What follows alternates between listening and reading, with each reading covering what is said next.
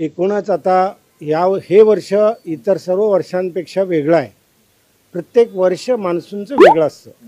तसं ह्याच्यात वेगळेपण काय आहे तर यावर्षी मान्सून 13 मे रोजीच अंदमान निकोबार बेटांवर दाखल झालेला आहे. आता तो लवकर दाखल होण्याची काय कारणं आहेत ही पण आपण समजून घेऊया. त्यानंतर पुढं त्याची प्रगती ही एक आठवडा कदाचित आधी होऊ शकते. केरळला 1 तारखेला जूनला मान्सून दाखल होतो, तिथं 26-27 तारखेपर्यंतही दाखल होणं शक्य आहे. महाराष्ट्रात गोव्याला 5 तारखेपर्यंत होतो, मुंबईला 10 तारखेपर्यंत होतो दाखल. नाही, सर्वसाधारण तारखा आहेत. या सर्वसाधारण तारखांच्या आधीच तो दाखल होणार आहे.